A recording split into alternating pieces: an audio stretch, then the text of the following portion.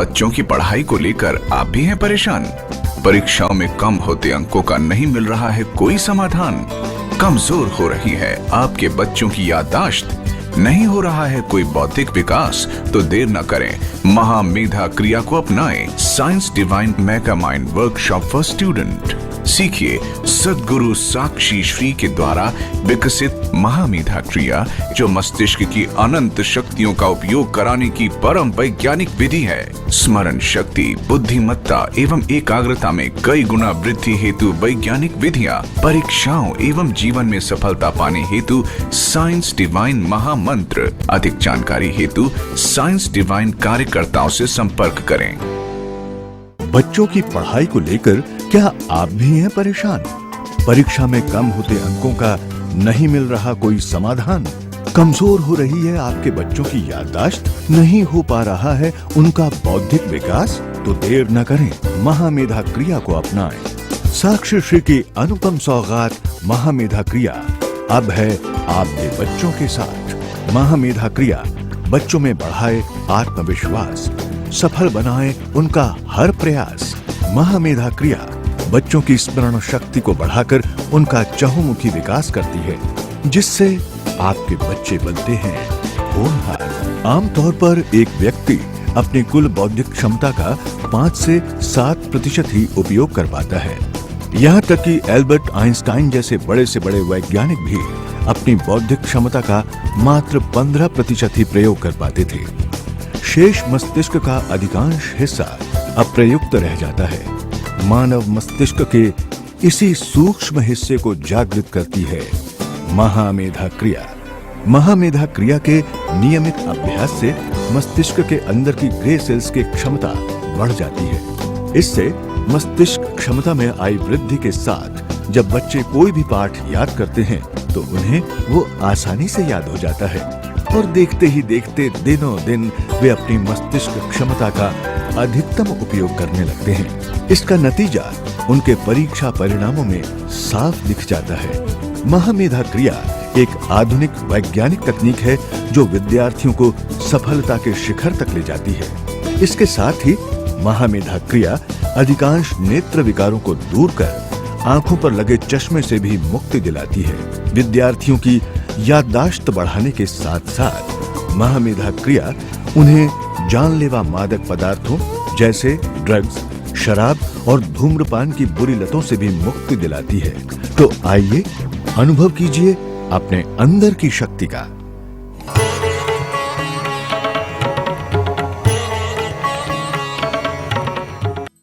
आप सभी मित्रों का, बच्चों का हृदय से स्वागत, हृदय से आशीर्वाद। सबसे पहले आपके प्राणों तक एक बात पहुंचाना चाहता हूं। मेरे पूरे जीवन का लक्ष्य है इस पृथ्वी पर हंसता हुआ नया मनुष्य पैदा हो, क्योंकि जो मनुष्यता आज है वह हंसती हुई नहीं है, रोती हुई है। हर आदमी उदास, निराश, मरा मराया, मुरझाया ऐसा दिखाई पड़ता है। ऐसा लगता है जैसे आदमी आधा मुर्दा है, आधा जिंदा, केचुए की तरह सरक सरक कर चल रहा। जवानी आती नहीं, बच्चों के चेहरे पर बुढ़ापे की लकीरें दिखाई पड़ने लगती, क्योंकि पढ़ाई भी बहुत बड़ा बोझ बन गई। तो आज मैंने विशेष रूप से आमंत्रित किया था विद्यार्थियों को महामेधा शिविर के माध्यम से, mega mind workshop for students. लेकिन उसके साथ 2 बातें और कहना चाहता हूँ।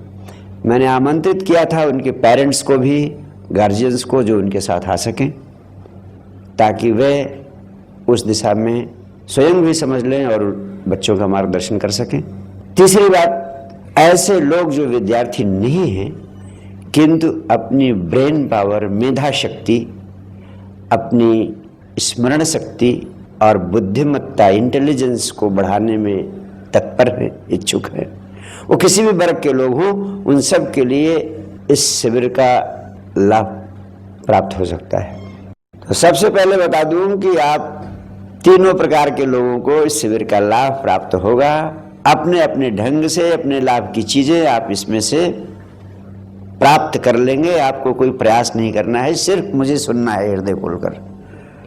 और सुनने के लिए सिर्फ इतना जरूरी है कि सिर्फ विचार शून्य होकर सुने, कुछ सोचे नहीं। जब मुझे सुन रहे हैं तो सिर्फ मुझे सुने, सुनते जाएं, कुछ सोचे नहीं, ताकि मैं अपने शब्दों के माध्यम से आपके भीतर अच्छी तरह प्रवेश कर सकूं और सुनने भर से आपके जीवन को आज से ही बदलना शुरू कर दूं। सफलता की ऊंचाइयों पर पहुंचने के लिए 21वीं शताब्दी की मनुष्यता के लिए मेरे प्राणों से निकली महामेधा क्रिया आपको सौंपना चाहता हूं। आप अनंत शक्तियों के स्रोत हैं। Your brain is the treasure house of limitless powers. लेकिन इन अनंत शक्तियों में से सिर्फ 5 से 7% शक्तियों का आप उपयोग कर पाते हैं। शेष सारी मस्तिष्क शक्तियां आपकी सोई पड़ी रह जाती हैं। यहां तक कि असाधारण प्रतिभा वाले लोग भी 15% तक अपनी मस्तिष्क क्षमता का उपयोग कर पाते हैं। महामेधा क्रिया वह अत्यंत संक्षिप्त सरल वैज्ञानिक विधि है जिसका अभ्यास आप कर लें तो आप अपनी मस्तिष्क शक्तियों का अधिकतम उपयोग करने में समर्थ हो जाते हैं। और अगर विद्यार्थी जीवन से ही इसका अभ्यास आपने कर लिया, 21 दिन कर लिया, फिर 90 दिन कर लिया, फिर ये आपका जीवन का अंग बन जाएगी, तो आपके भीतर से एक असाधारण व्यक्ति पैदा हो जाएगा। आप स्वयं अपने भीतर एक असाधारण नया व्यक्ति प्रकट कर सकते हैं। विद्यार्थी जीवन से ही अगर महामेधा क्रिया का अभ्यास शुरू कर दिया आपने, तो इसके चमत्कारी परिणाम आपको तत्काल दिखाई पड़ने लगते हैं। आपको पता है आपके मस्तिष्क का वजन आपके सारे शरीर के वजन का सिर्फ 3% है, किंतु आपके शरीर को जितनी ऑक्सीजन और ब्लड सप्लाई होती है उसका 25% से अधिक उपयोग आपका मस्तिष्क कर लेता है। महामेधा क्रिया वह वैज्ञानिक विधि है जिसका अभ्यास करने से आपके शरीर को सप्लाई की जाने वाली ऑक्सीजन और ब्लड, इसका पर्याप्त आपूर्ति आपके मस्तिष्क को होने लगती है, जिसके चमत्कारी परिणाम होते हैं।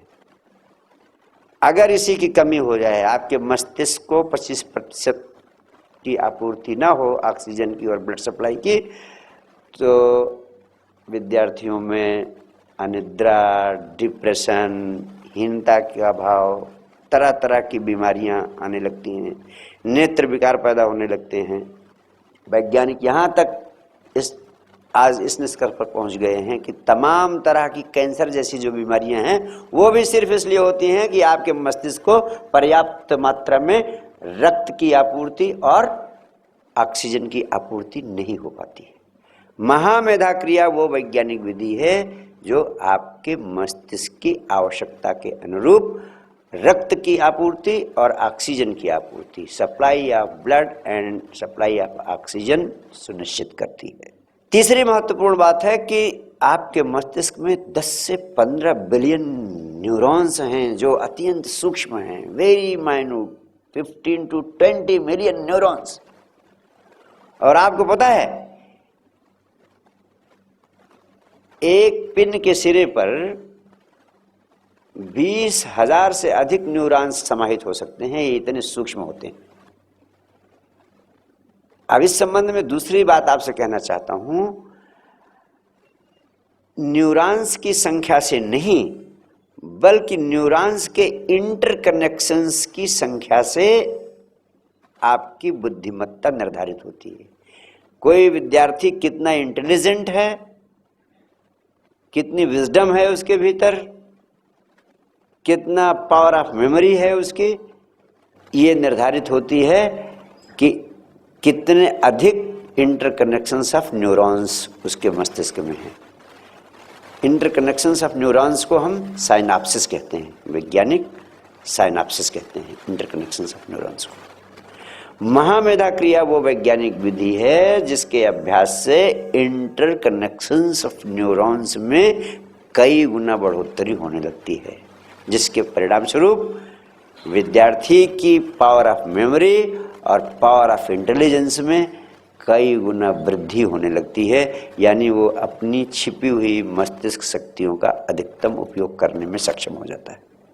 आज विद्यार्थियों के ऊपर सिलेबस का इतना भारी बोझ है और गला घोट प्रतियोगिता है, कट थ्रोट कंपटीशन, असफलता का भय, डर बना रहता है, पीयर प्रेशर है, महत्वाकांक्षा का जार है। ये तमाम सारी बातें हैं जिसके कारण बच्चा चिड़चिड़ा हो जाता है, क्रोध से भरने लगता है, नकारात्मक हो जाता है।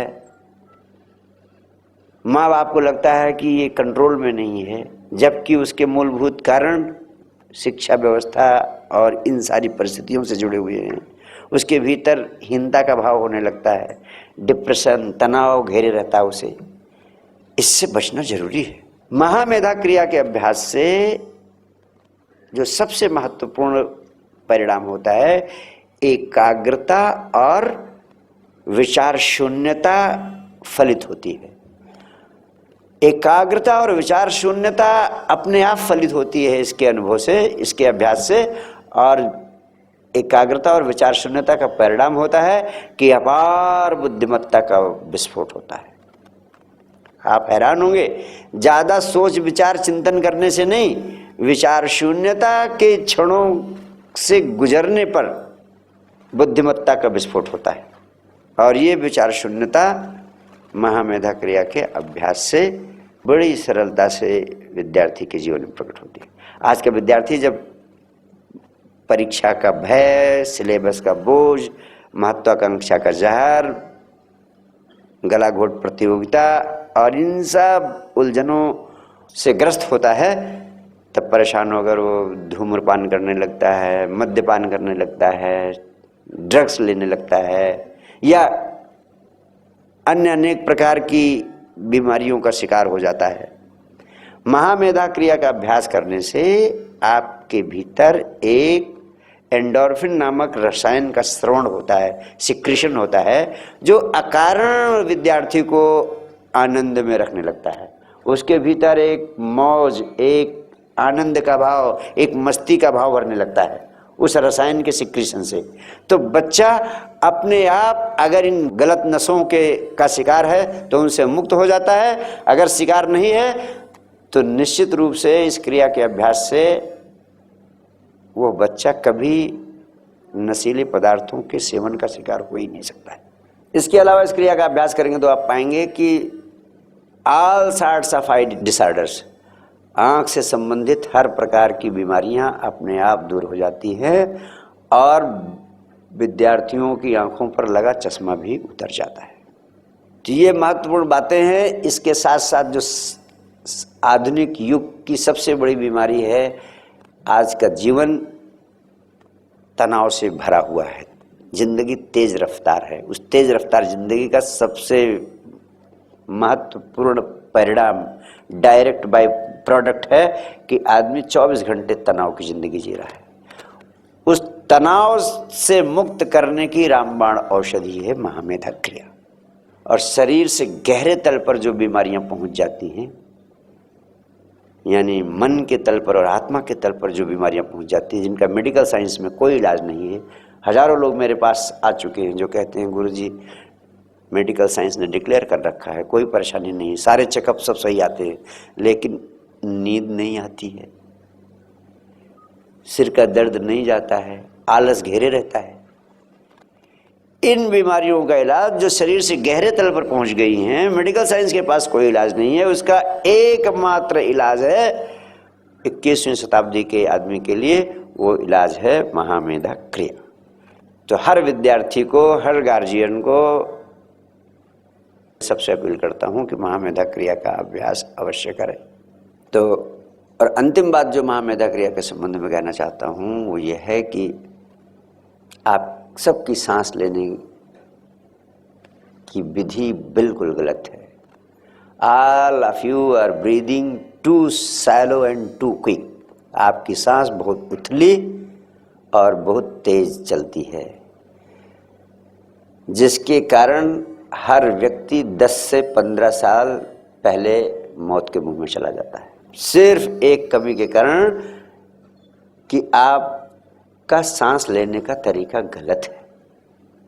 महामेधा क्रिया का अभ्यास करने से आपका श्वास लेने का तरीका अपने आप सही हो जाता है।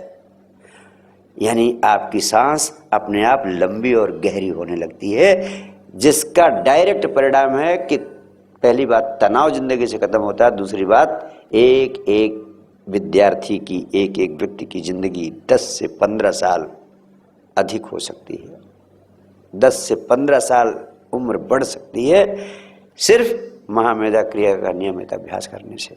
आप कहेंगे जब इस क्रिया को सीखेंगे तो आपको लगेगा अरे इतनी सरल थी, लेकिन मैं आपसे कहना चाहता हूं कि सरल होने के नाते कहीं आपको ये निराशा न पकड़े कि इतनी सरल क्रिया से के इतने चमत्कारी परिणाम हो सकते हैं। इसलिए मैं आपसे कह देना चाहता हूं कि सत्य सदैव सरल होता है।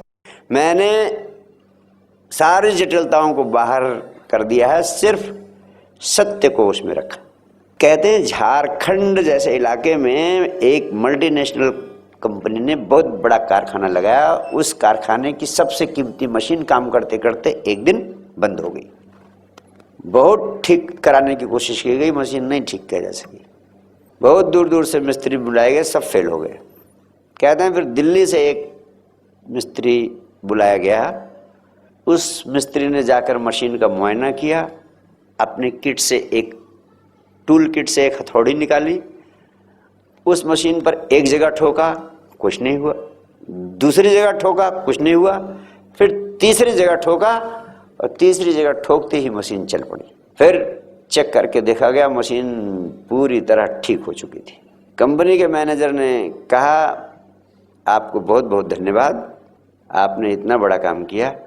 अब आप बताएं आपको कितना पेमेंट करना है, आपका बिल कितना हुआ। उन्होंने कहा सिर्फ 50,000 रुपये।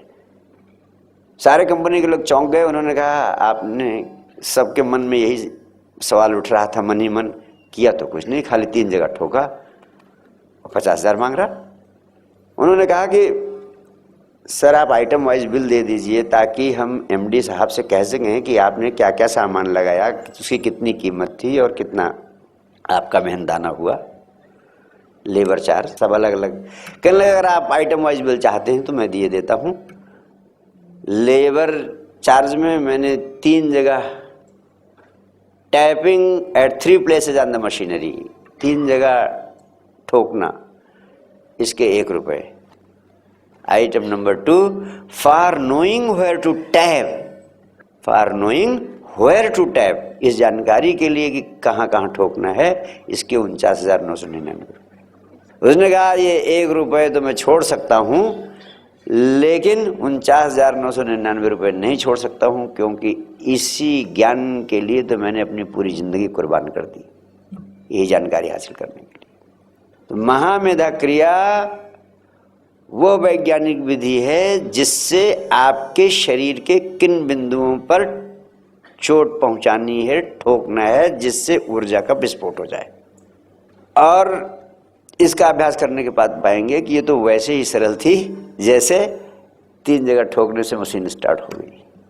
और आप और सौभाग्यशाली हैं कि यहाँ 49,999 रुपये आपसे नहीं लिया जा रहा है, सिर्फ 1 रुपये लिए जा रहे हैं 3 जगह ठोकने के, क्योंकि आपको ये क्या कहते हैं, ऑडिटोरियम में आपको बिठाना था, बारिश से बचाना था, आपको चाय नाश्ता देना था, इसके लिए आपसे 1 रुपया ले लिया गया ताकि आपको सुविधा से ये क्रिया उपलब्ध कराई जा सके। इस क्रिया का प्रारंभ श्वसन की क्रिया से इसलिए किया गया है कि मन की अवस्था का श्वास से गहरा संबंध है। जब आप क्रोध में होते हैं तो सांस की गति तेज हो जाती है, जब आप शांत होते हैं तो सांस की गति धीमी हो जाती है, जब काम वासना से घिरे होते हैं तो सांस की गति दूसरी तरह की होती है, जब विश्राम में होते हैं तो श्वास की गति बिल्कुल दूसरी तरीके से होती है। और तीव्र गति से श्वास लेने और छोड़ने का प्रयोग इसलिए है कि तीव्र गति से श्वास लेने पर आपके शरीर के मूलाधार चक्र पर चोट पड़ती है, और मूलाधार चक्र पर आपकी जीवन ऊर्जा कुंडलिनी शक्ति के रूप में स्थित है। चोट पड़ने से वो शक्ति जागृत होती है, जागती है, और उसके जागने के बाद इस क्रिया के अगले चरण उस ऊर्जा को ऊपर की ओर प्रवाहित करते हैं। जब ऊर्जा ऊपर की ओर प्रवाहित होती हुई सहस्रार पर आती है तो मस्तिष्क के भीतर आनंद शक्तियों का सोया हुआ खजाना जागृत होता है। उनका अधिकतम उपयोग करने की शक्ति सामर्थ्य आपके भीतर पैदा होती है। श्वास की गहरी चोट से आपके शरीर की विद्युत ऊर्जा प्रवाहित होने लगती है। आप अभ्यास करेंगे तो पाएंगे थोड़ी देर में आप ऊर्जा के पुंज हो गए। और सबसे महत्वपूर्ण बात है कि आपके शरीर को पर्याप्त ऑक्सीजन मिल जाती है। जो फेफड़े आपके ऑक्सीजन से वंचित हैं, 2/3 प्रकोष्ठ, 7 करोड़ 30 लाख प्रकोष्ठों में से 5 करोड़ प्रकोष्ठों में प्राणवायु पहुंच ही नहीं पाती है। फास्ट एंड डीप ब्रीदिंग करने से सारे प्रकोष्ठों में प्राणवायु पहुंचती है। लंग्स की मल, जड़ता, विकार खत्म होते हैं। शरीर में उत्साह और चेहरे पर आभा फैलने लगती है। रक्त शुद्ध होता है, मस्तिष्क को शुद्ध रक्त का पोषण होता है। आपकी इंटरकनेक्शंस ऑफ न्यूरॉन्स में कई गुना बढ़ोतरी होती है। ये इसकी विशेषताएं हैं। यूनान का प्रसिद्ध दार्शनिक पाइथागोरस मिस्र के विश्वविद्यालय में पढ़ने के लिए गया तो उससे कहा गया कि पहले आप एक क्रिया का 40 दिन अभ्यास करेंगे, उसके बाद उसमें सफल होंगे, तब आपको प्रवेश दिया जाएगा। उसने इनकार कर दिया कि मैं कोई क्रिया सीखने नहीं आया हूँ, मैं दर्शन शास्त्र, गणित, विज्ञान पढ़ने आया हूँ। उसको प्रवेश इनकार कर दिया गया तो मजबूरी में पाइथागोरस को वह क्रिया करनी पड़ी थी। और 40 दिन तक उस क्रिया का अभ्यास करने के बाद जो अनुभव हुआ और जो परिवर्तन पाइथागोरस के भीतर हुआ, अपने संस्मरणों में पाइथागोरस ने लिखा है कि अगर उस क्रिया का मैंने 40 दिन अभ्यास न किया होता तो दुनिया को पाइथागोरस के रूप में इतना बड़ा गणितज्ञ और दार्शनिक नहीं मिल सकता था जो कि दुनिया को मेरे माध्यम से मिला। इसका सारा श्रेय उस क्रिया को है जो मिस्र विश्वविद्यालय में प्रवेश करने के पहले मुझे सिखाई गई थी। विद्यार्थियों, मैं अपने अनुभव से कहता हूँ, आपका पूरा जीवन बदलने में यह क्रिया सक्षम है। इस क्रिया का अभ्यास करेंगे तो इन बंद आंखों से आपको वो सब चीज़ें दिखाई पड़ने लगेंगी जो इन दोनों स्थूल आंखों से नहीं दिखाई पड़ती हैं। आपकी पावर ऑफ इंट्यूशन बहुत शार्प हो जाएगी, इतनी शार्प हो जाएगी कि जो चीज़ें आगे आने वाली हैं वो अपने आप आपको आंख बंद करते ही दिखाई पड़ने लगेंगी। यह अस्तित्व बड़ा रहस्यमयी है। अस्तित्व के रहस्य अपने आप उद्घाटित होने लगेंगे आपको। और सबसे बड़ी बात, इस तीसरी आंख के खुलने से आपकी मस्तिष्क की इंटरकनेक्शंस ऑफ न्यूरॉन्स में कई गुना वृद्धि होती है। आप अपनी मस्तिष्क क्षमता का, सोई हुई मस्तिष्क क्षमता का अधिकतम उपयोग करने में सक्षम हो जाते हैं। मन का स्वभाव है एक चीज से दूसरी चीज, दूसरी से तीसरी चीज, तीसरी चीज से चौथी चीज पे भागते रहना। मन चंचल है, कभी एक बिंदु पर, एक विषय पर, एक चीज पर ठहरता नहीं है। और जब आपने उसको ठहरा दिया किसी बिंदु पर तो इसका मतलब मन का ठहर जाने का अर्थ है मन की मौत। मन का ठहर जाने का अर्थ है मन की मौत। मन की मौत का अर्थ है स्टेट ऑफ नो माइंड। मन की मौत का अर्थ है विचार शून्यता की अवस्था। जैसे साइकिल तब तक चलती रहती है जब तक कि उसमें गति है। साइकिल तब तक तो है जब तक कि उसमें गति है, चल रही है। लेकिन अगर उसका चलना बंद हो जाए तो साइकिल गिर पड़ेगी। ऐसे ही मन का चलना बंद हो जाए, मन स्थिर हो जाए, मन एक जगह केंद्रित हो जाए, ठहर जाए तो मन गिर जाता है।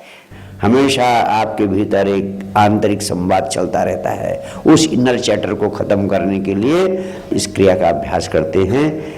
ये बहुत उपयोगी है। इससे आपके इंटरकनेक्शंस ऑफ न्यूरॉन, जो ध्वनि तरंगे पैदा होती हैं, वो आपके मस्तिष्क तंत्र को पूरी तरह सक्रिय कर देती हैं और इंटरकनेक्शंस ऑफ न्यूरॉन्स में बढ़ोतरी होती है।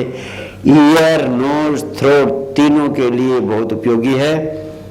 और अनिद्रा वाले लोगों के लिए, डिप्रेशन के लोगों के लिए रामबाण औषधि है, जिनको नींद कम आती है।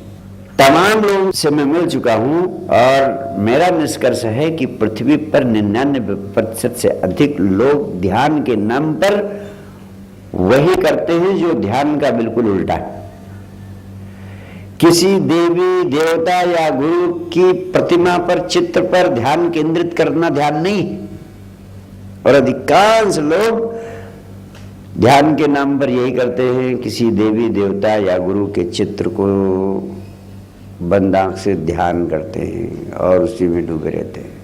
ये तो धारणा है। ध्यान का अर्थ है ध्यानम निर्विषयो मन, यानी जब आपके चित्त के सामने कोई विषय, कोई बिंदु, कोई विचार रह ही ना जाए।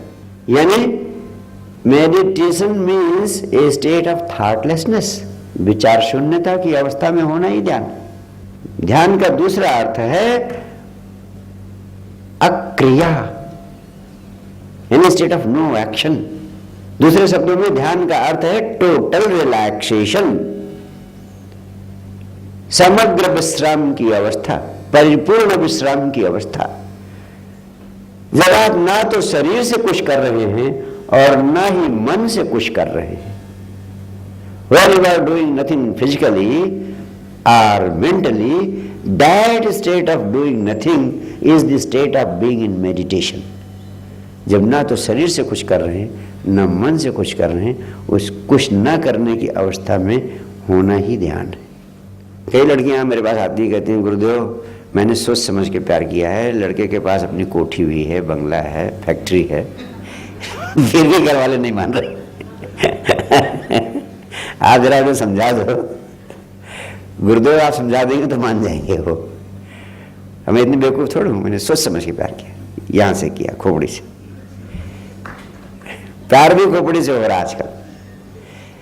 अब जो काम कान का है या जो काम मुंह का है वो कान से करो तो क्या होगा? जैसे दूध मुंह से पीने के बजाय दूध को अगर कान में डाल दोगे तो ना तो दूध का लाभ आपके शरीर को मिलेगा, कान और फट जाएगा।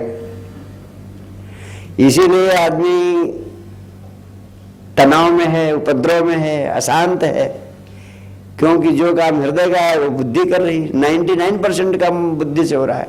इसलिए आपकी चेतना को पहले, विद्यार्थियों की चेतना को पहले बुद्धि से हृदय पे ले आना है और तभी आप ध्यान में जा सकते हो।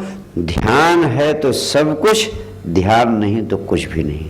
अगर मनुष्य के रूप में आप पैदा हुए और ध्यान के गहन अनुभव से ना गुजरे तो समझ लेना आपका मनुष्य के रूप में पैदा होना व्यर्थ ही चला गया, यूं ही व्यर्थ चला गया। इसीलिए मैं सारी पृथ्वी पर ध्यान का विराट आंदोलन छेड़ना चाहता हूं और इस आंदोलन का आधार विद्यार्थियों को बनाना चाहता हूं, बच्चों को।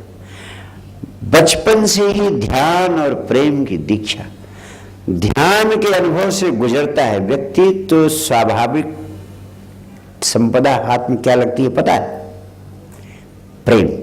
ध्यान की सुगंध है प्रेम। ध्यान अगर फूल है, ध्यान का फूल खिलता है तो उसमें प्रेम की सुगंध आती है। यानी प्रेम का अनुभव सच्चे अर्थों में मनुष्य को है ही नहीं। मनुष्य को प्रेम का बहुत स्थूल अनुभव है, मोटा मोटा अनुभव है, शरीर के तल का अनुभव है बस। और गहरे तल पर जब हम जाते हैं, मन का तल, आत्मा का तल, जब उस गहराई पर प्रेम होता है, जो सच्चा, जिसे हम सच्चे अर्थों में प्रेम कहते हैं, उसकी 99% क्या करोड़ों में एक को भी उसका अनुभव नहीं है प्रेम का। उस प्रेम के इसीलिए कला है, पति पत्नी में कला है, सारे समाज में कला है, इसलिए कि प्रेम का अनुभव है ही नहीं। ध्यान एकमात्र औषधि है जिससे प्रेम के अनुभव से गुजरा जा सकता है। और प्रेम का अनुभव ही परमात्मा का अनुभव है, प्रेम का अनुभव ही परमानंद का अनुभव है। इसलिए ध्यान का विराट आंदोलन इसलिए चलाना चाहता हूं कि सबसे पहली चीज है भौतिक संसार में सफलता। भौतिक संसार में सफलता के लिए जरूरी है मनचाही चीजों को प्राप्त करना। मन चाहे चीजों को प्राप्त करने के लिए विचार शक्ति का विज्ञान जरूरी है, जो मैं विद्यार्थियों को जरूर देना चाहता हूं। विचार शक्ति के विज्ञान के साथ साथ आपको जरूरत है पावर ऑफ मेमोरी और पावर ऑफ इंटेलिजेंस, ताकि आप अपनी प्रतियोगिता परीक्षाओं में, आईएएस में, आईपीएस में, आईआईएम में, आईआईटी में, जितनी आपकी प्रतियोगिता परीक्षाएं हैं, अगर आप विचार शक्ति के विज्ञान का प्रयोग करते हैं और महामेधा क्रिया का अभ्यास करते हैं, तो कोई ऐसी परीक्षा पृथ्वी पर नहीं है जिसमें आप टॉप 10 में नहीं आ सकते हैं। आप सिर्फ इसका प्रयोग करके देखिए। अब मैं एक महत्वपूर्ण विषय पर चर्चा करना चाहता हूं, जो सभी विद्यार्थियों से संबंधित है, सभी विद्यार्थियों के पेरेंट्स और गार्जियन से संबंधित है। सबकी आकांक्षा होती है, हर विद्यार्थी की आकांक्षा होती है कि परीक्षा में असाधारण सफलता उसे प्राप्त हो। असाधारण सफलता प्राप्त करने के लिए पहला महासूत्र विचार शक्ति के विज्ञान का प्रयोग करना सीखें। एक बार में बात समझ में ना आई हो विचार शक्ति के विज्ञान की, तो विचार शक्ति के विज्ञान के संबंध में सफलता के महामंत्र शीर्षक से सीडी उपलब्ध है। उस सीडी को प्राप्त कर लें काउंटर से, और उसे एक बार, दो बार, तीन बार, चार बार सुनेंगे तो वो आपके रोए रोए में, पूरे प्राणों में भर जाएगा और विचार शक्ति का विज्ञान आप आत्मसात कर लेंगे। दूसरा महत्वपूर्ण आयाम है महामेधा क्रिया का अभ्यास। 21 दिन अवश्य अभ्यास करें तो असाधारण सफलता प्राप्त करना खेल खेल में आपके लिए आसान हो जाएगा। इन सहयोगी अभ्यासों में पहला अभ्यास है, लगभग सभी विद्यार्थी घड़ी का इस्तेमाल करते हैं। केवल 24 घंटे में एक बार 2 मिनट का समय आपको निकालना है। अपनी घड़ी अपने सामने कर ली और घड़ी की सेकंड वाली सुई पर अपनी दृष्टि डाली। केवल इतना करना है कि घड़ी की सेकंड वाली सुई को 2 मिनट तक लगातार देखते रहना है। सिर्फ सुई ही दिखाई पड़े, सुई को देखते रहना है, विचार किसी चीज का नहीं करना है। ये 2 मिनट का अभ्यास है और 2 मिनट सिर्फ आप देखते रहें, सोचें कुछ नहीं, विचारें कुछ नहीं। इतना छोटा सा अभ्यास इतना विस्फोटक है कि इस पृथ्वी पर कई सिद्ध महापुरुष ऐसे हैं जिनको परम ज्ञान की प्राप्ति केवल इस क्रिया के अभ्यास से हो गई। जो भगवान बुद्ध को एनलाइटनमेंट मिला, परम ज्ञान मिला, वो इतनी विस्फोटक क्रिया है ये 2 मिनट की। 2 मिनट अगर आप इसका अभ्यास करेंगे तो इसका जो सबसे बड़ा परिणाम होगा कि आपका पूरा जीवन ध्यानात्मक होने लगेगा, मेडिटेटिव होने लगेगा। और इसमें सिर्फ ये करना है कि शुरू शुरू में तो आपकी दृष्टि सेकंड हैंड की सुई पर जाएगी, उसके बाद फिर आप घड़ी को देखने लगेंगे, घड़ी का मेक मॉडल देखने लगेंगे और कोई चीज़ सोचने लगेंगे, कहाँ की बनी है घड़ी। फिर ये याद आएगा कि गुरुदेव ने कहा था कुछ सोचना नहीं है, फिर भी मैं सोचने लगा। फिर आप रिपेंट करेंगे, पश्चाताप करेंगे, तमाम सारी बातें आपके दिमाग में आएंगी। तो ये काम देखने में बहुत सरल लगता है, थोड़ा सा कठिन है, लेकिन असंभव से असंभव को भी संभव करने की एक विधि है। भगवान कृष्ण ने अर्जुन को ज्ञान योग, कर्म योग, भक्ति योग की शिक्षा दी। भगवान कृष्ण की बात ध्यान से सुनी अर्जुन ने कहा, प्रभु बड़ा अच्छा लगा सुन करके, मेरा हृदय गदगद हो गया, इतना बड़ा ज्ञान दिया आपने, लेकिन इन तीनों योगों में से कोई योग कर पाऊंगा ये मेरे लिए संभव नहीं दिखता है। तब भगवान कृष्ण ने अर्जुन से कहा, अर्जुन अब मैं तुम्हें वो महामंत्र दे देता हूँ जिसके द्वारा तुम असंभव को भी संभव कर सकते हो। उन्होंने कहा वो महामंत्र सिर्फ इतना है, अभ्यासेन तु कौन्तेय, यानी अभ्यास कर, निरंतर अभ्यास कर, निरंतर अभ्यास कर, निरंतर अभ्यास कर। इसी को मैं दूसरे शब्दों में कहता हूँ, पानी की क्या मजाल कि पत्थर को तोड़ दे। लेकिन झरने से निरंतर झरता हुआ पानी कठोर से कठोर चट्टान को तोड़ देता है, चूर चूर कर देता है। ये क्रिया देखने में कठिन, शुरू में कठिन लगेगी, लेकिन थोड़ा सा अभ्यास करोगे, अभ्यास करते करते ये सिद्ध हो जाएगी। इससे आपकी एकाग्रता कई गुना बढ़ जाएगी और विचार शून्यता फलित होगी। जो विचार शून्यता फलित होती है वही ध्यान की अवस्था है। उस विचार शून्यता की अवस्था में अपार बुद्धिमत्ता का विस्फोट होता है। मैं आपसे कहना चाहता हूँ, ध्यान के बिना ना तो भौतिक जगत में कुछ पाया जा सका है आज तक, और ना ही अध्यात्म जगत में कुछ पाया जा सका है।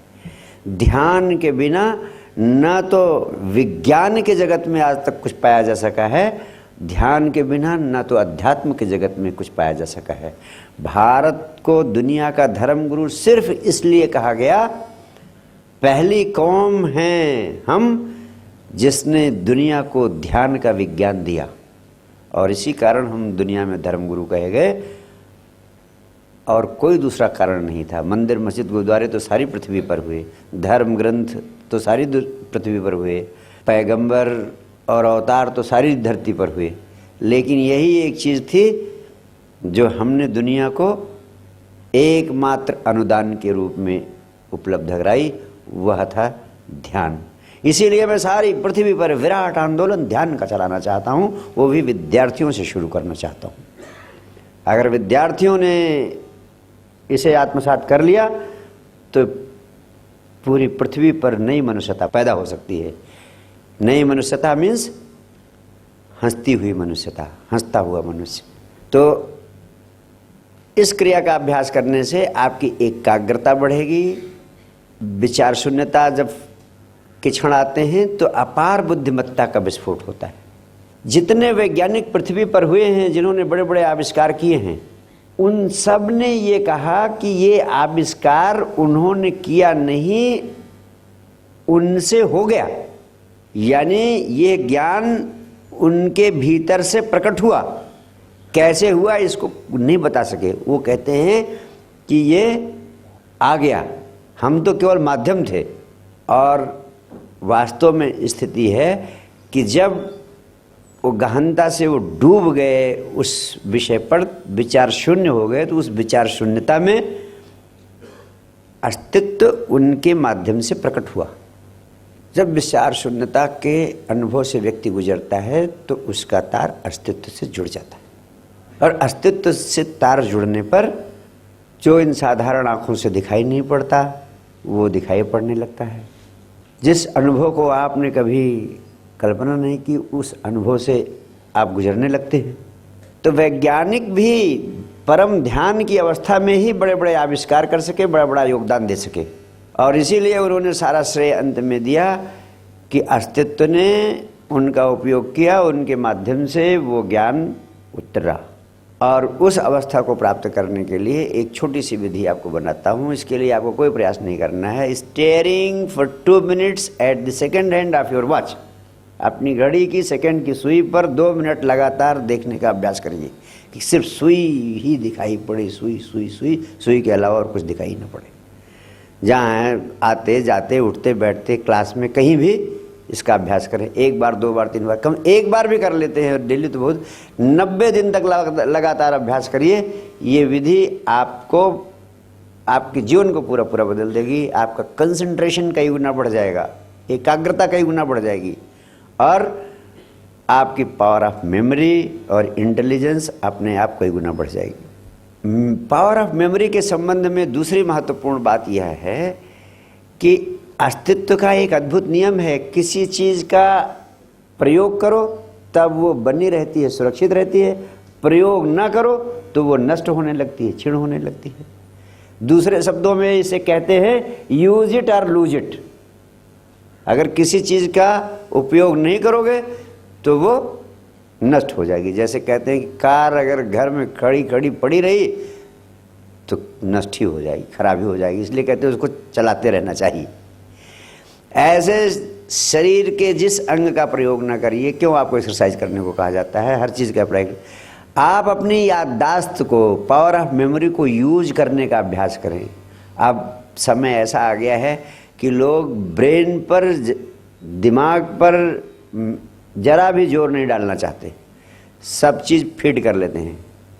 पहले लोगों को कितने टेलीफोन नंबर याद रहा करते थे, और अब अपना ही नंबर नहीं याद रहता है। कई लोगों से मैं कहता हूँ अपना नंबर बता दो, तो कहते हैं गुरुदेव आप अपना बता दो, मैं डायल कर देता हूँ। मैंने कहा बोलो, कहले गुरुदेव याद नहीं है। अपना भी नंबर याद नहीं है, दूसरों की तो बात ही छोड़ दीजिए। अब उस ब्रेन पावर का आप इस्तेमाल नहीं कर रहे हैं तो वो अपने आप नष्ट हो जाएगी। सब चीज़ तो आप फीड कर लेते हो, तो आदत डालो कुछ चीज़ों को याद करने की।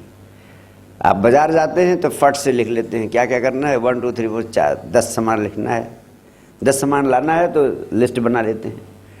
अरे बिना लिस्ट के जाओ कभी, छक्के छूट जाएंगे। याद करने का अभ्यास करने से स्मरण शक्ति तेजी से बढ़ती है और स्मरण करने की शक्ति आपकी परीक्षा के लिए बहुत उपयोगी है। तीसरा महत्वपूर्ण बिंदु जो आपकी परीक्षाओं में सफलता से जुड़ा हुआ है वह है आप जो कोर्स रिवाइज करते हैं वह परम अवैज्ञानिक है। आप बार बार पढ़ते हैं भूल जाते हैं। तमाम विद्यार्थी मेरे पास आते हैं कि गुरुदेव बड़ी परेशानी है, मैं पढ़ता तो रहता हूँ, 12-12 घंटे पढ़ता हूँ, 10-10 घंटे पढ़ता हूँ, लेकिन याद ही नहीं रहता है।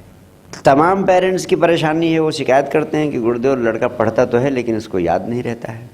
जो आप पढ़ें वो याद रहे, उसके संबंध में 3 महत्वपूर्ण बातें आपसे बताना चाहता हूँ, उसको ध्यान से सुन लीजिएगा। पहली बात, जो आप पढ़ रहे हैं उसे समझ कर पढ़ें। तोता रटंत करने का अभ्यास ना करें कि मैं इसको रट लेता हूँ, कंठस्थ कर लेता हूँ। Stop it. अब वो जमाना गया कि रामायण पढ़ते पढ़ते साल भर रामायण बाँचते रहे हो, कंठस्थ हो गई।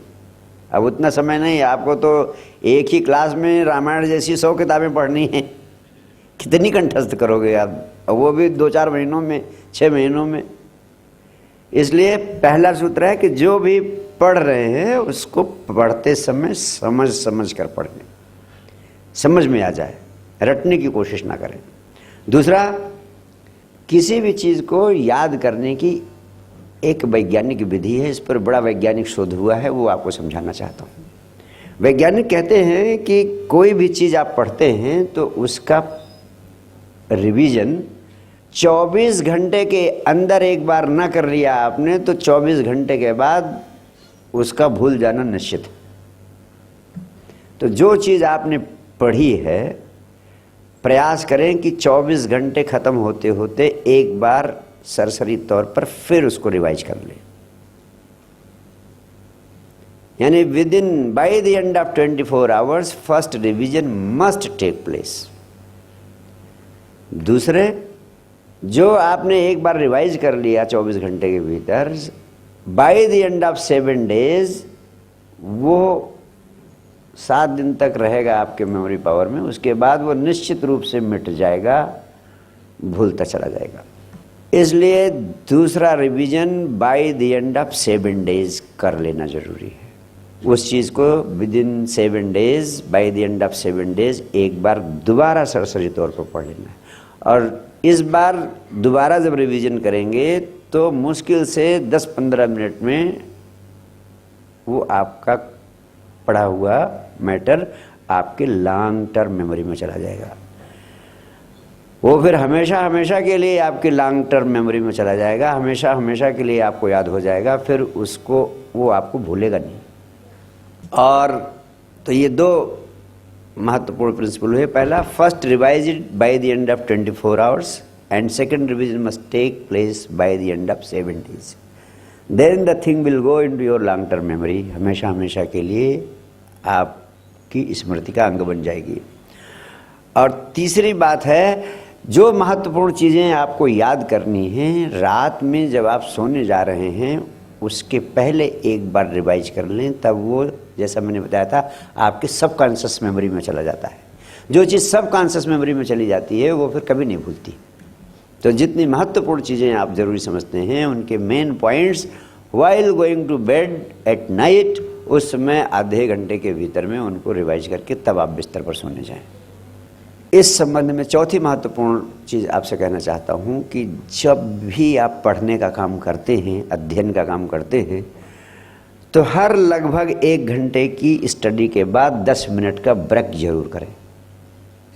अगर ब्रेक नहीं करेंगे तो फिर वो आपकी मेमोरी में चीज़ नहीं जा पाएगी, बैठ नहीं पाएगी, स्थिर नहीं हो पाएगी। लोग लगातार 2-2, 3-3 घंटा, 4-4 घंटा पढ़ते रहते हैं। होता क्या है कि पढ़ते खूब हैं और रिटेन कुछ नहीं होता। फॉर ग्रेटर रिटेंशन ऑलवेज, वैसे तो 50 मिनट से 60 मिनट के बीच में, यानी 1 घंटा से तो ज़्यादा बिल्कुल नहीं होना चाहिए। 1 घंटा पढ़ने के बाद मिनिमम 10 मिनट्स का ब्रेक होना चाहिए। उस 10 मिनट्स में जो भी आपको पसंद आए करें, घूम लें, टहल लें, लड़ाई झगड़ा कर लें, जो कुछ भी मन है, do anything which you like, which suits you, but make sure to take a break for 10 minutes after every 1 hour. Next important point is develop the habit of fast reading. Fast reading का अभ्यास करिए। Fast reading की कोई guide या book हो तो उसका भी अध्ययन कर लीजिए, पढ़ लीजिए। तेज पढ़ने से, जल्दी जल्दी पढ़ने से जो सबसे महत्वपूर्ण फायदा होता है, वो पहला फायदा, जब आप तेज पढ़ते हैं तो आपका चित्त अपने आप एकाग्र हो जाता है। धीरे धीरे पढ़ते हैं तो जो पढ़ते हैं उस पर भी ध्यान रहता है, किसी और चीज़ पर भी ध्यान चला जाता है। जो आपके दिल में बैठी हुई है उस चीज़ पर भी ध्यान चला जाता है। अब जो भी चीज़ आपके दिल में बैठी हुई हो उस पर ध्यान चला जाएगा। लेकिन तेज़ी से पढ़ेंगे तो मौका ही नहीं है कि ध्यान कहीं और जा पाए, टाइम ही नहीं है आपके पास। आपकी सारी एनर्जी पढ़ने में लग गई है। तेजी से पढ़ रही है तो attention and concentration, they get focused on one point, reading. और एकाग्रता रहेगी तो स्मरण में, मेमोरी में चीज़ अपने आप जाएगी। अटेंशन डाइवर्टेड रहेगा तो आपकी मेमोरी में नहीं जाएगा। इसलिए जब भी पढ़िए, develop the habit of reading fast. लिख लीजिए, बहुत विस्फोटक है। मैंने इन सारे सूत्रों को प्रयोग किया है, तब आपको बता रहा हूँ। और 5वां महत्वपूर्ण सूत्र है प्रैक्टिस राइटिंग व्हाइल रीडिंग। किसी भी शारीरिक क्रिया पर ध्यान केंद्रित करना आसान होता है, मानसिक क्रिया पर ध्यान केंद्रित करना कठिन होता है। लिखना शारीरिक क्रिया है, पढ़ना मानसिक क्रिया है। लिखना शारीरिक क्रिया है, शारीरिक क्रिया पर ध्यान आसानी से केंद्रित हो जाता है।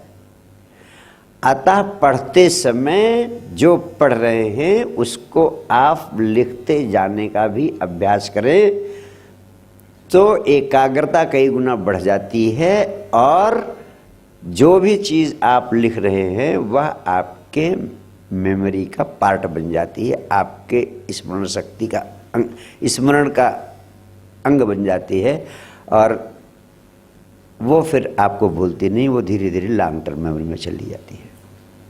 इससे आपके नोट्स भी बन जाते हैं, इससे आपकी एकाग्रता भी बढ़ जाती है और इससे वो चीज़ आपके लॉन्ग टर्म मेमोरी में चली जाती है। 6th important point is study at the same time and same place. कोशिश करें कि आपके पढ़ने का समय वही हो। पढ़ने का समय वही होगा तो आपकी बॉडी क्लॉक एकदम उस समय तैयार हो जाएगी। जैसे आपकी खाने की आदत जिस समय है उस समय बॉडी तैयार हो जाती है भोजन को रिसीव करने के लिए। जैसे आपका अगर टाइम निर्धारित है पढ़ने का तो उस समय आपकी बॉडी आपकी पढ़ी गई चीज़ को आत्मसात करने के लिए पूरी तरह तैयार हो जाएगी और body clock will be ready to receive it. और उसी प्लेस पर, उसी जगह पर पढ़ें। उसी जगह पर पढ़ने से जहाँ पे आप जो काम करते हैं उस तरह का फ्लो ऑफ एनर्जी क्रिएट हो जाती है, उस तरह की ऊर्जा वहाँ प्रभावित हो जाती है। जहाँ आप पढ़ते हैं वहाँ सिर्फ पढ़ें तो वहाँ उस एटमॉस्फेयर में ऊर्जा जो है वो पढ़ने से संबंधित ऊर्जा सृजित हो जाती है, वो ऊर्जा सहयोगी बन जाती है। इसीलिए कहता हूँ जहाँ क्रिया ध्यान का अभ्यास करें वो भी एक जगह। इसीलिए पूजा के लिए भी घर में एक स्थान निर्धारित किया गया कि वहाँ बैठें तो वहाँ ध्यान करें, ताकि वहाँ ध्यान की ऊर्जा बन जाती है। कोशिश करें अगर ऐसा संभव हो सके, आपके घर में ऐसी व्यवस्था हो कि एक ही जगह एक ही समय पर पढ़ सकें, तो इससे आपको कई गुना ज़्यादा फर्क। और पढ़ते समय sit erect on chair and table. जब आप लेट के पढ़ते हैं या तिरछे तिरछे होकर पढ़ते हैं, तब आपकी पावर ऑफ रिटेंशन कम हो जाती है। जब आप बैठ के पढ़ते हैं तो स्पाइन आपकी सीधी रहती है, फ्लो ऑफ एनर्जी ब्रेन में ठीक ढंग से होता है और ब्रेन फैकल्टीज अच्छी तरह काम करती हैं। इसलिए हमेशा कोशिश करें to sit erect on chair and table while reading. और 7th rule is make the most of every moment. As a student मैं आपको बताना चाहता हूँ, peak performers and weak performers दोनों में मेन डिफरेंस क्या है। एक बहुत अच्छा परफॉर्मेंस देता है, एक बहुत खराब परफॉर्मेंस देता है। जो बहुत अच्छा परफॉर्मेंस देता है उसकी एक क्वालिटी हमेशा आप पाएंगे, चाहे जिस भी क्षेत्र का हो, चाहे बिजनेस का हो, चाहे स्पोर्ट्स का हो, चाहे एकेडमिक्स का हो, चाहे कॉम्पिटिटिव एग्जाम्स का हो, सब अपने काम में अधिक से अधिक समय देते हैं। तो आपकी ज़िंदगी के जो बहुमूल्य क्षण हैं उनका अधिक से अधिक उपयोग अपने लक्ष्य को प्राप्त करने के लिए करें। आपने सुना है, बिल गेट्स का नाम सुना है आपने? सबने सुना होगा। उसे पता है कितने घंटे काम करता था? 16 to 18 आवर्स डेली। और कहते हैं कि काम करते करते वो अपनी चेयर और टेबल पर ही सो जाया करता था, वहीं नींद लग जाती थी। फिर नींद खुल जाती थी, फिर वहीं काम करने लगता था। नींद खुल जाती थी, फिर वही काम करने लगता था। आपको पता है एक बहुत महत्वपूर्ण अध्ययन किया गया। उस अध्ययन में पाया गया कि आदमी जिंदगी में जो सफलता प्राप्त करता है वह अपनी ऊर्जा का 20% ही उपयोग करके उस सफलता को प्राप्त कर लेता है। सामान्यता एवरेज प्रिंसिपल, इसको 80-20 प्रिंसिपल कहते हैं। यानी जो आपको जिंदगी में मिला है 80-20 प्रिंसिपल बड़ा स्टेब्लिश्ड प्रिंसिपल है कि जो आपको ज़िंदगी में मिला है, चाहे नौकरी मिली है, चाहे बिजनेस में आप गए हैं, जो भी आप गए हैं, वो 20% अपनी ऊर्जा लगा से आपको अचीवमेंट मिला। अगर इसका उल्टा कर दें, 80% ऊर्जा आप लगा देते हैं छोटे मोटे कामों में, लड़ाई झगड़े में, उन कामों में जिनका आपके लक्ष्य से मतलब नहीं है, उन क्रियाकलापों में आप 80% ऊर्जा लगा देते हैं। और जो क्रियाकलाप आपका लक्ष्य है उसमें सिर्फ 20% ऊर्जा लगाते हैं। और वैज्ञानिक अध्ययन कहता है कि जो व्यक्ति इसी का उल्टा कर देता है, 80% ऊर्जा अपने लक्ष्य की तरफ लगा देता है, 20% ऊर्जा शेष क्रियाकलापों में लगा देता है जो उससे लक्ष्य से संबंधित नहीं है, वही असाधारण सफलता को प्राप्त कर लेता है दुनिया में। उसी की राष्ट्रीय और अंतर्राष्ट्रीय स्तर पर ख्याति हो जाती है। ये जितने महापुरुष हुए हैं उन्होंने अपने अपने क्षेत्रों में अपना 80% ऊर्जा अपने लक्ष्य की दिशा में लगाई है। और आप रोते रहते हैं जिंदगी भर, ये नहीं मिला, वो नहीं मिला, अरे साहब हम बड़े अभागे रहे। आपको पता है भाग्य की सबसे बड़ी विधि क्या है भाग्य को अपने फेवर में करने की? किसी गुरु ने नहीं दी होगी, मैं बता सकता हूँ। Hard work. Hard work is the greatest की टू ओपन योर लक। तकदीर बनाने की कुंजी। 80-20 प्रिंसिपल को उल्टा कर दो, 80% ऊर्जा उस काम में लगाओ जिसमें जो तुम्हारा लक्ष्य है, चाहे जो लक्ष्य हो, और फिर देखो तुम चमत्कार कर दोगे। और विचार शक्ति का विज्ञान अपने आप करा देगा। अगर विचार शक्ति के विज्ञान का जो मैंने सुबह आपसे चर्चा की थी उसका उपयोग किया आपने, तो अपने आप आपकी 80% ऊर्जा को आपके लक्ष्य में लगा देगा। आप डायमंड डायरी खोल लीजिए बस। 80-20 principle, 80% energy towards your goal अपने आप लग जाएगी। आपको केवल मैं समझाने के लिए ये बातें कह रहा हूँ। विश्व में किए गए विराट अध्ययन और सर्वेक्षण में पाया गया है कि सामान्य व्यक्ति अपने जीवन ऊर्जा का 25% ही अपने काम में लगाता है। जो 50% लगा देता है, सारी दुनिया उसका सम्मान करती है, आदर करती है, उसको पलकों पे बिठाती है। और जो अपनी जीवन ऊर्जा का 80% या उससे अधिक अपने लक्ष्य में, अपने काम में लगा देता है, सारी दुनिया उसको अपने सिर आंखों पे बैठा लेती है और उसकी पूजा करती है। ऐसे लोग ही हैं दुनिया में जो पूजे गए हैं अपने अपने क्षेत्र में। और मैं आपसे बताना चाहता हूं कि हर व्यक्ति की एक ख्वाहिश होती है कि वो एक्स्ट्रा ऑर्डिनरी बने। हर माँ बाप की ख्वाहिश होती है कि उसका बच्चा एक्स्ट्रा ऑर्डिनरी बने। और एक्स्ट्रा ऑर्डिनरी बनने के लिए आपको पता है किस चीज़ की ज़रूरत होती है? A little extra then ordinary people do. Extra ordinary is made of 2 words, extra plus ordinary. यानी ऑर्डिनरी लोग जितना करते हैं उससे थोड़ा एक्स्ट्रा करने की आदत डालो तो तुम एक्स्ट्रा ऑर्डिनरी हो गए। और अंतिम सूत्र आपसे कहना चाहता हूं कि इस दुनिया में बड़ी से बड़ी सफलता हासिल करने का एक ही सबसे बड़ा राज, वो राज किसी को पता नहीं। वो राज सिर्फ पृथ्वी पे संबुद्ध लोगों को पता था। और मैंने सारे संबुद्ध पुरुषों के जीवन में गहराई से उतर कर देखा तो एक ही चीज पाया कि ये सब हंसते हुए लोग थे, सारे हंसते हुए लोग थे।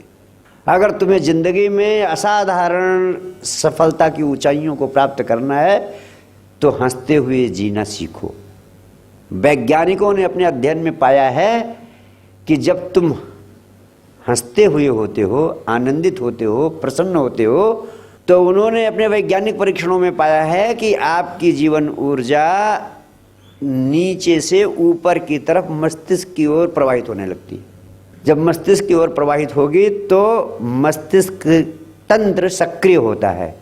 All your brain faculties, mental faculties become active, सक्रिय हो जाती हैं और आपका ब्रेन कई गुना ज़्यादा काम करने लगता है, आपकी मेंटल फैकल्टीज कई गुना काम करने लगती है। क्योंकि वैज्ञानिकों ने कहा कि जब आप आनंदित होते हो, उत्साहित होते हो, खुश होते हो तो अपवर्ड मूवमेंट ऑफ एनर्जी होता है। लाइफ की एनर्जी नीचे से ऊपर की तरफ मस्तिष्क की तरफ प्रवाहित होने लगती है और मस्तिष्क तंत्र में पहुंचकर न्यूरॉन्स को सक्रिय करती है। इंटरकनेक्शंस ऑफ न्यूरॉन्स में कई गुना बढ़ोतरी होती है, उससे आपकी मेंटल फैकल्टीज कई गुना बढ़ती हैं और आप मानसिक रूप से जागरूक हो जाते हो और आप अपनी सोई हुई मस्तिष्क क्षमता का अधिकतम उपयोग करने में सफल हो जाते हैं। और जब आप दुखी होते हैं, उदास होते हैं, निराश होते हैं, चिंतित होते हैं, तनाव में होते हैं, तो आपकी life energy starts moving downwards from the brain towards the lower centres. तब आपकी जीवन ऊर्जा मस्तिष्क से नीचे की तरफ प्रवाहित होने लगती है। तो मस्तिष्क से नीचे की ओर ऊर्जा जाएगी तो मस्तिष्क तंत्र निष्क्रिय हो जाएगा, मेंटल फैकल्टीज काम करना बंद कर देंगी, मेंटल फैकल्टीज अपंग हो जाएंगी। और इसी सारे विद्यार्थी जगत की मेंटल फैकल्टीज अपंग हैं, काम नहीं कर रही, क्योंकि सारे बेचारे उदास, निराश, चिंता से ग्रस्त, तनाव है, भय है परीक्षा में सफलता का, भय है कि उसके साथी लोग निकल जा रहे हैं आगे, भय है कि वो कहीं पीछे ना रह जाए, इस कंपटीशन में छूट ना जाए, कहीं माँ बाप की आकांक्षाओं को, महत्वाकांक्षाओं को न पूरा कर सके। तमाम तरह के तनाव हैं। इसलिए मैं कहता हूँ तनाव मुक्त होकर हंसते हुए जीने का अभ्यास करो। यहाँ माँ बाप, कुछ पेरेंट्स एंड गार्जियंस भी बैठे हैं, वो बच्चों को आनंदित करने का अभ्यास करें। Let them give an atmosphere so in which they can remain happy, feel happy, sleep happy, live happy, be more joyful। ये कैसे संभव है, इस संबंध में 2-4 बातें आपसे कहना चाहता हूँ। ये सबसे महत्वपूर्ण है और ये एज स्टूडेंट्स आपको स्वयं अभ्यास करना है, एज पेरेंट्स आपको देखना है, सुनिश्चित करना है कि इन बच्चों के जीवन में ये खुशी कैसे आए। इसके लिए मैं कुछ अनुभव किए हुए सूत्र आपसे कहता हूँ। अगर आपने ठीक से सुन लिया इन्हें 10 मिनट तो सुनने भर से आपकी ज़िंदगी बदल सकते हैं। पहला सूत्र है कि सुखी रहना, आनंदित रहना या दुखी रहना, उदास रहना, ये आदतें हैं, सिर्फ आदतें हैं। दुखी और उदास रहने की तो आपने आदत डाल ही रखी है, उसके लिए तो किसी प्रकार के प्रयास की ज़रूरत ही नहीं, वो तो आप हैं। एक क्रिश्चियन मिशनरी हिंदुस्तान आया था, तो वो लोगों को, जिनको क्रिश्चियनिटी में कन्वर्ट करना था, ऐसे ट्रेनर्स को ट्रेनिंग दे रहा था कि कैसे जाके हिंदुस्तान में लोगों के सामने जाना है और इस तरीके से कैसे उनको कन्वर्ट करना है कि वो क्रिश्चियनिटी को स्वीकार कर लें, हिंदू धर्म को, मुसलमान धर्म को छोड़ करके क्रिश्चियनिटी को एक्सेप्ट कर लें। तो ट्रेनिंग देते समय वो कह रहा था कि जब तुम लोगों से मिलो, जब लोग तुम्हारे सामने हों, तो उनके सामने स्वर्ग का वर्णन करो कि तुम क्रिश्चियनिटी को आत्मसात करते हो, तुम क्रिश्चियन बन जाते हो, तो तुम्हें स्वर्ग मिलेगा, और स्वर्ग के आनंद का, स्वर्ग के वैभव का, स्वर्ग की गरिमा का, स्वर्ग के जीवन का विस्तार से वर्णन करो। और उस समय मेज पर ठोको और चेहरे से आनंद, हंसी, उत्साह पैदा करो और बताओ कि इस तरीके से खिला हुआ चेहरा होगा, आनंदित होगे, प्रसन्न होगे, वहाँ पर स्वर्ग मिलेगा तुम्हें, तो कितने मजे होंगे। तो उसने कहा कि और सर, जब नरक का वर्णन करना हो तो कैसे कैसे करेंगे? तो उस क्रिश्चियन मिशनरी ने कहा, जब नरक का वर्णन करना हो तो कुछ कहने की ज़रूरत ही नहीं, तुम जैसे हो वैसे ही अपना चेहरा रहने देना। सिर्फ इतना कह देना कि अगर क्रिश्चियनिटी को न स्वीकार किया तुमने तो स्वर्ग से वंचित रह जाओगे, और फिर तुम्हें ऐसे ही ज़िंदगी जीना पड़ेगा जैसे हम जी रहे, और अपना चेहरा दिखा देना जैसे है वैसे, कुछ और दिखाने की ज़रूरत नहीं। मेरा कहना, सुख और दुख सिर्फ आदतें हैं, और बहुत महत्वपूर्ण सत्य आपसे कह रहा हूँ। सत्य हमेशा सरल होता है। दुखी रहने की तो तुमने आदत डाल रखी है, सुखी रहने की आदत तुम डाल सकते हो। सिर्फ ये संकल्प लेकर के उठो कि मैं आनंदित ही रहूँगा, आनंदित ही जीऊँगा, चाहे कुछ भी हो जाए।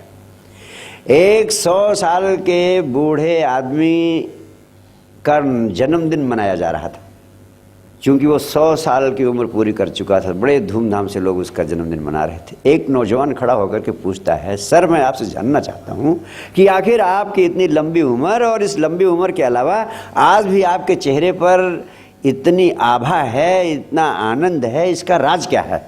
लगता ही नहीं कि आप 100 साल के बूढ़े। उसने कहा, अगर राज जानना चाहते हो तो मैं तुम्हें संक्षेप में बता देता हूँ। जब से मैंने होश संभाली है, जब मैं सोकर उठता हूँ, तो सोकर उठने के बाद मेरे सामने 2 ही विकल्प होते हैं। मैं एक क्षण को सोचता हूँ कि इस परमात्मा ने मुझे एक दिन का और नया जीवन दिया है, यह एक दिन मैं हंसते हंसते बिताऊंगा या रोते रोते बिताऊंगा।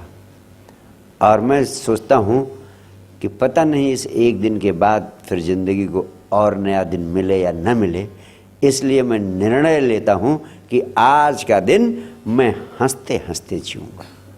एक छोटा सा संकल्प लेता हूँ कि आज का पूरा पूरा दिन बिस्तर पर जाने तक मैं हंसते हुए बिताऊँगा। और कहते हैं कि ऐसे ऐसे मेरा पूरा दिन हंसता हुआ बीत जाता है। चीज़ें तमाम इधर उधर की आती हैं, लेकिन उदासी, निराशा और चिंता मुझे पकड़ती नहीं, क्योंकि मैंने छोटा सा संकल्प लिया कि आज का दिन हंसते हुए जीऊँगा। तो छोटा सा संकल्प लो कि आज का दिन मैं हंसते हुए बिताऊँगा।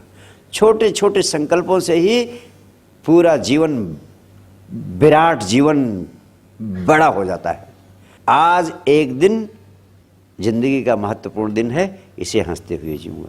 कल सुबह उठते ही फिर संकल्प ले लेता हूँ, परसों सुबह उठते ही फिर संकल्प। एक दिन का संकल्प लो, छोटा सा संकल्प लो, छोटे संकल्प को पूरा करना बहुत आसान हो जाता है। जैसे अगर आपको शराब छोड़नी हो तो ये संकल्प कभी मत लो कि मैं जिंदगी में कभी शराब नहीं छूँगा, क्योंकि शाम होते होते वो टूट जाएगा संकल्प कि आज तो ले लेते हैं, अभी तो बहुत लंबी जिंदगी है, फिर कल से नहीं लेंगे।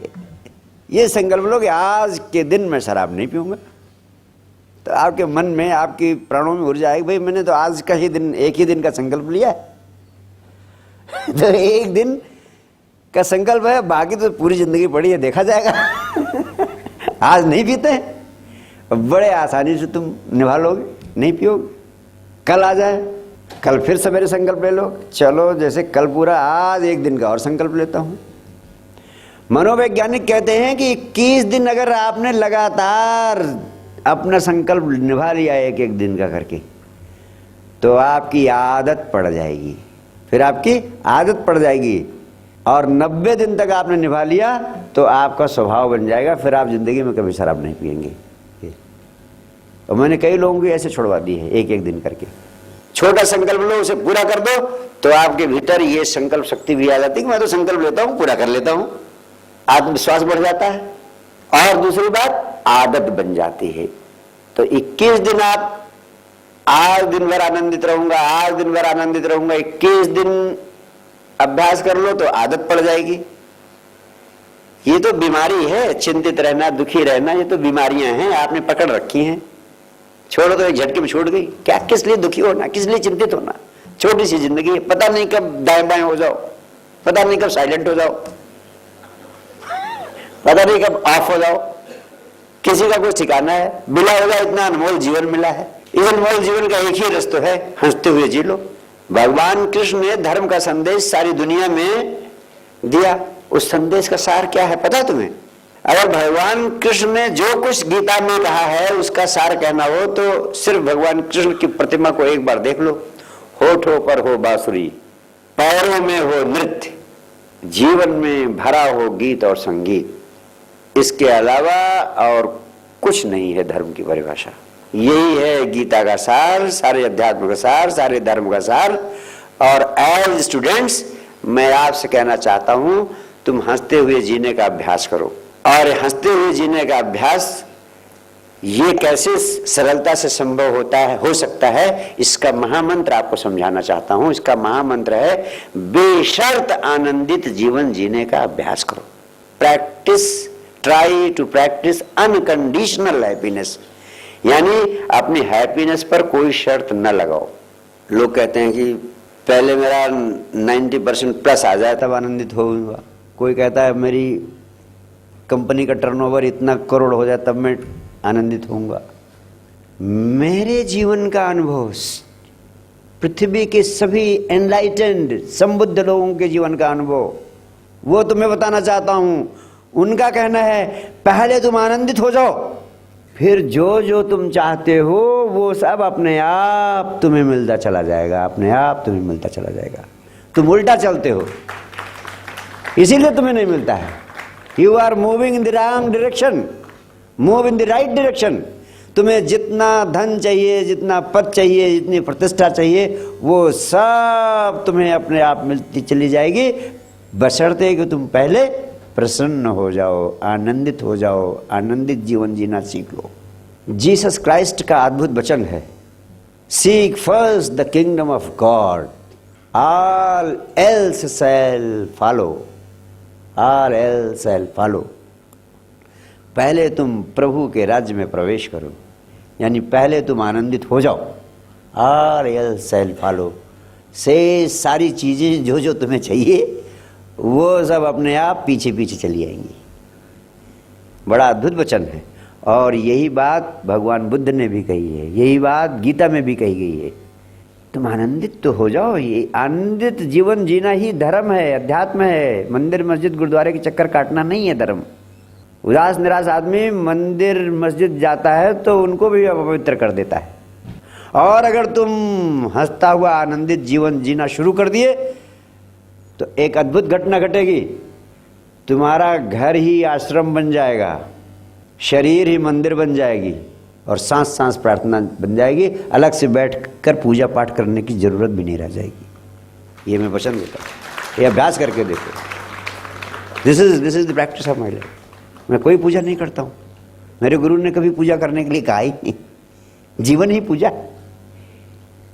अगर तुम आनंदित हो तो समझो कि परमात्मा तुम्हारे भीतर प्रकट।